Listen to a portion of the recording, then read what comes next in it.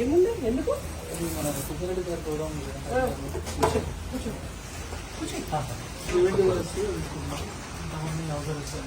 ఎందుకు ప్రోగ్రామ్కి కాదన్నా పోయి చూడొద్దా? చూడడం లేదు. ఇప్పుడు సెంట్రల్ గవర్నమెంట్ 2.5 లక్షల ఇళ్లకు పైసలు ఇచ్చింది స్టేట్ గవర్నమెంట్, అవునా? దేనికోసం? పేదవాళ్ళకి ఇల్లు ఇవ్వాలి, ఇల్లు లేని వాళ్ళకి ఇవ్వాలి. ఆ ఇల్లు ఎన్ని కట్టినరో తెలియదు, ఏం చేసినరో తెలియదు. ఆ పైసలు బెనిఫిషియరీస్ ఎవరైతే లబ్ధిదారులు ఉంటారో లిస్ట్ అడిగింది సెంట్రల్ గవర్నమెంట్. ఈ రోజు వరకు 8,000 నుంచి డబ్బులు తీసుకునేది, సగం ఇల్లు కట్టింది, అవి పేదలకు ఇవ్వకపోయింది. మరి మేము పోయి విజిట్ చేయటా, చూడొద్దా? అవి చూసినా కనీసం వాడి కండిషన్ ఎట్లున్నది, మరి పేదలకు ఎందుకు ఇస్తలేరు అని అడగకపోతే ఇక మరి మేము ఎట్లా ప్రజాసేవ కోసం ఉన్నోళ్ళం అవుతాము? మమ్మల్ని ఇప్పుడు మేము పబ్లిక్ సర్వీస్ కోసం ఉన్నోళ్ళమే, మీరు పబ్లిక్ సర్వీస్ కోసం ఉన్నోళ్ళేనే.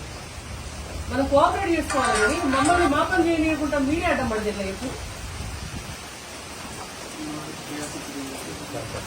అంటే ఎందుకు మీరు అడిగిరా? పోనీ మీరు అడిగిరా ఎందుకు అరెస్ట్ చేయాలి అని మీరు అడిగిరా? ఎందుకైతుందన్నా? ఇప్పుడు పబ్లిక్ గ్యాదర్ అయితే దేనికోసం అడుగుతున్నారు? వాళ్ళ ఇల్లు వాళ్ళకి ఇవ్వమని కేంద్ర ప్రభుత్వం కన్సల్ట్ ఇచ్చినప్పుడు ఆ ఇల్లు ఇవ్వమని కదా వాళ్ళు అడిగేది. వాళ్ళ కోసమే కదా మేము కొట్లాడింది.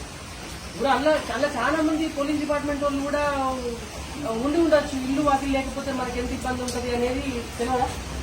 అవునా కదా?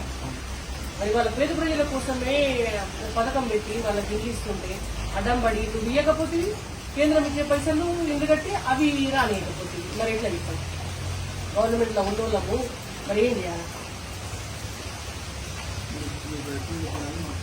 మరి అంతే కదా. మరి మా పని మమ్మల్ని ఏం చేయాలో వద్దా చెప్పు?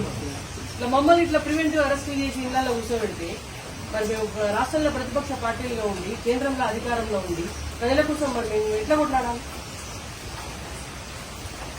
మీరు కూడా అడగాలన్నా, పైన అఫీషియల్స్ ని మీరు కూడా అడగాలి, గవర్నమెంట్ కూడా అడగమనాలి. ఎందుకు అరెస్ట్ చేయాలండి?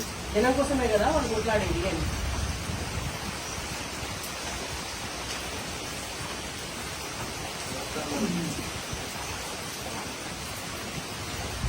ఆఫీస్